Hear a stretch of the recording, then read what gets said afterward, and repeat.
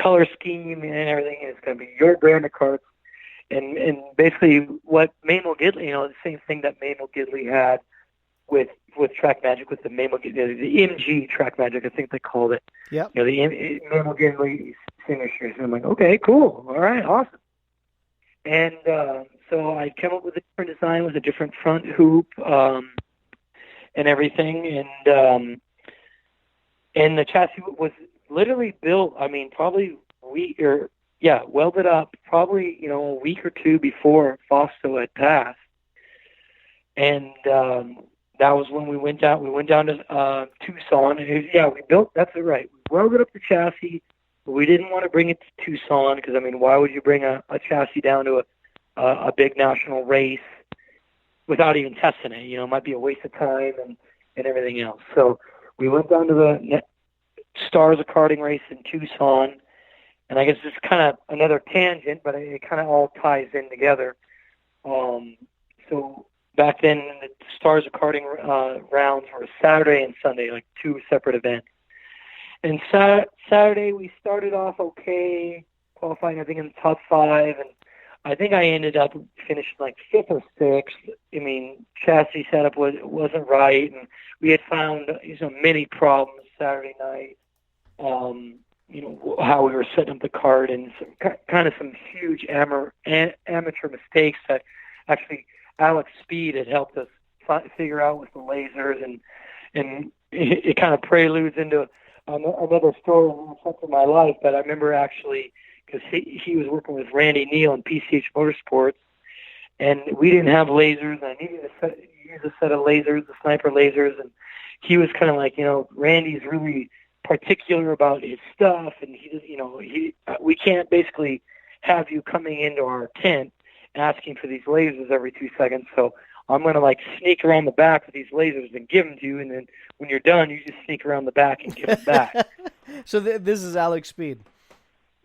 Alex Speed is doing this through Randy Neal, which, if anyone knows my story, after this whole idea, I end up, he's being like a family friend and a supporter of mine for a very long time, and someone very close to me and in my life. But basically, I'm stealing his stuff to use it through Alex Speed and going and setting up my go-kart.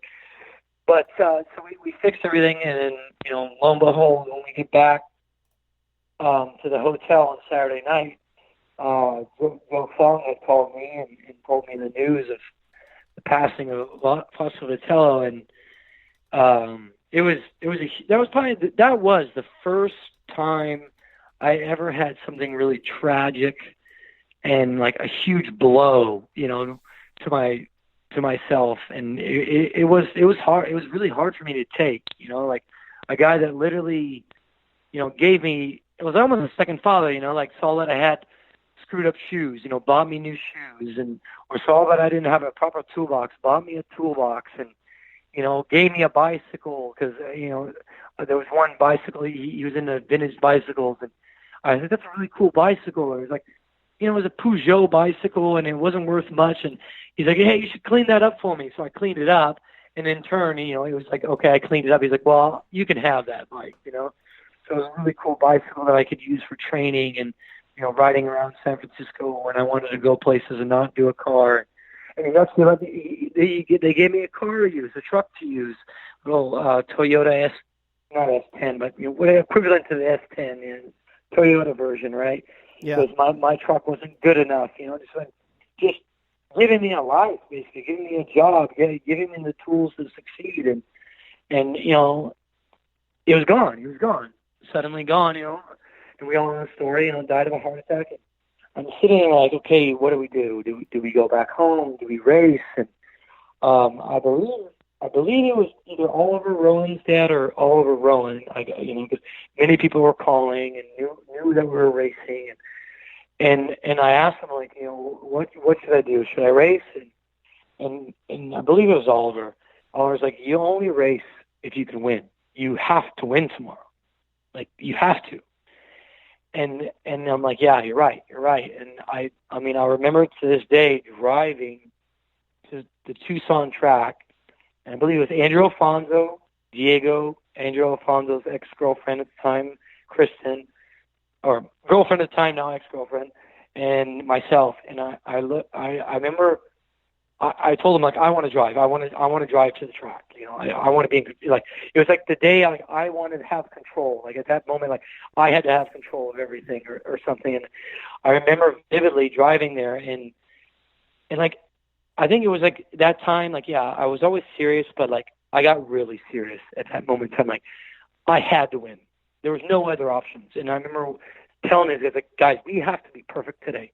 There can't be any mistakes, and everything matters today, everything. And I remember being so serious. I remember actually getting rainy.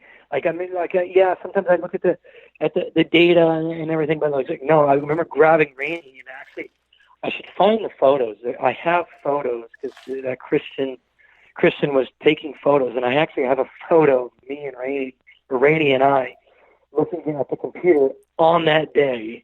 And then there's a photo actually of me with Rob out, and there's photos of us in that pit area on that day. And I just remember being extreme, like the 19-year-old me died, and I was always like I became a man that day because everything had to be perfect, and I had to grow up, and you know I had to win. It didn't matter what happened. There was no excuses, you know. And luckily, I mean, I drove a race that I was so determined, and it was against Jordy Borath. And I mean, he was faster than I was, and he got around me. I mean, probably halfway through the race, and it was like Hail Mary, just you're not beating me. Like next corner, you know, two wheels and like you know, kind of side podding him. Like no, like you're not beating me. Blocking where I needed to block, and you know, even doing kind of some dirty tricks too, like you know, braking early, so he would get into me and maybe get out. I mean, just doing whatever I could to win that race because I was not finishing second. I was not finishing second with the stakes at hand, and you know, winning that race was one of the most. It was the most emotional race I've ever won because you know, it was probably like my first big win, you know, that I had won on track because I had won a race with TrackMagic, but the year before up in Chilliwack with Gary Lapointe, but we were second on track with David Urica, and he got disqualified for a technical issue with his engine, so we inherited the win after that. But you know, there's a big difference from winning on track and not winning, you know, in the tech barn or winning in the tech barn.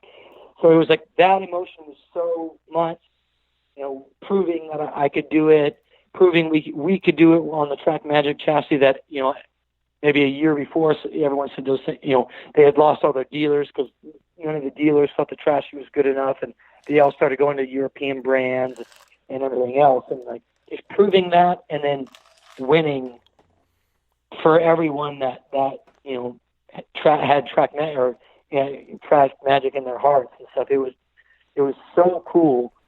And then going to the next weekend to the Kart Sport Grand Prix, because we I guess coming back from Tucson, I drove the whole time. I told them I'm driving the truck. I'm getting us there. I drove all through the night, and I remember watching the sunrise. You know, as I'm driving, it was like the most beautiful sunrise I can vividly remember. I remember waking everyone up, and we all just didn't say a word for like an hour.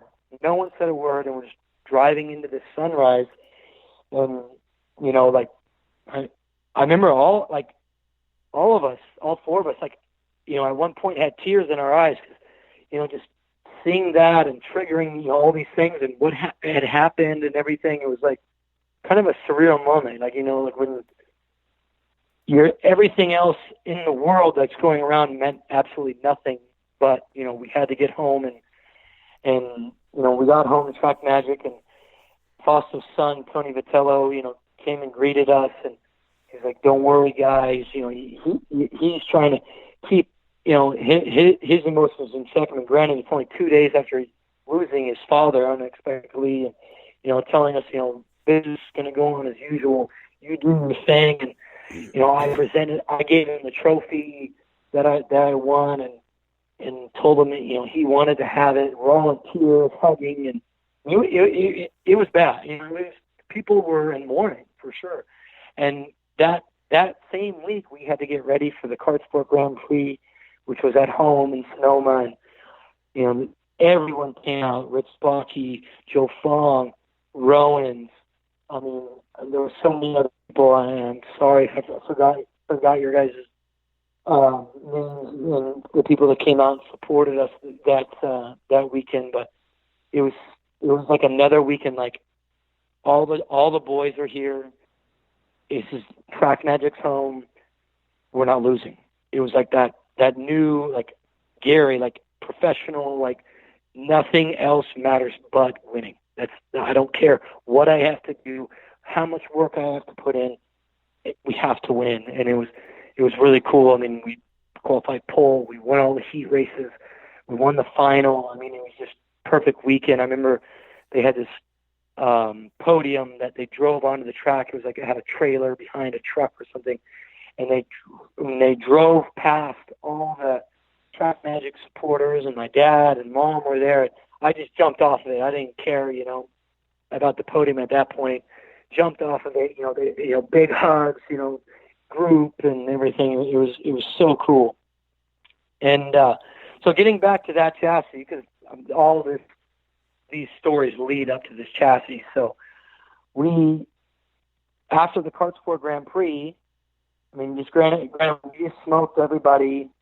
Had a perfect race. I mean, I just won 2 big races right in a row, and everything. So I go back home. We go back home to the factory on Sunday night, and it was like that thing. Like, okay, they told me business as usual. I'm going to make this chassis. I'm going to make a Gary-Carlton TrackMagic, and it's going to be the best. Like I was so determined and focused. Like, this is going to be the best kart. I'm going to put TrackMagic back on the map. I had this, full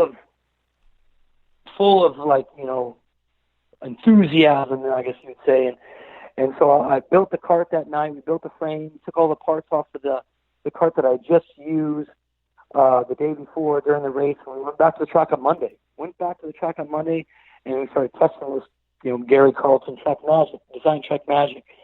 And it went really well. I was like, man, this thing, we actually went a little bit quicker than what our race pace was the day before, and I'm just like, I'm ecstatic. I mean, I'm not on the lowest of lows in some parts of my life, but on the highest of highs. Like I made it onto the national scene.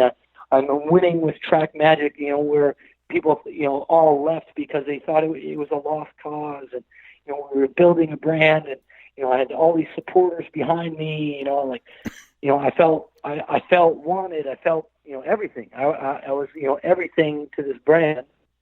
And the week after there was a big tag race in Sonoma, and so I'm like, okay, I converted the kart over to tag specifications, and I went out and won that race. And I'm just like, on absolute cloud 9. I'm like, my kart works good on shifter conditions. It works good on tag conditions and everything. And then we got back to the factory, and the Tuesday after that tag race, they came in and told us that they were going to sell TrackMagic and shut it down. And it was like literally, from the lowest of lows to the highest of highs back to the lowest of lows. And like at this point, I'm like, I'm not just losing out on a job. I'm losing out on, I'm leading I think I was leading or in the contention of the Stars National Championship. And that was the year that Fossil told me we're going to do the whole series, and because I had never had a chance to, do the whole national championship to try to become national champion, and I'm thinking like, this is my year. I'm going to do it, and to have it just kind of like taken away all of a sudden because they don't want the remaining people that were in the company of Thrasher and Eric Svensson. They said that this was Fossil's deal. We don't want it to go forward, and we're going to sell the company. I was just like, whoa, like, what, it was like literally cut at the knees, Yeah. And it was a couple of weeks before we had to go to the first race in Buffalo, or the second race of the Stars of Karting in Buffalo Bills, and I was like, man, like, what am I going to do? and it was all last minute. Andrew Alfonso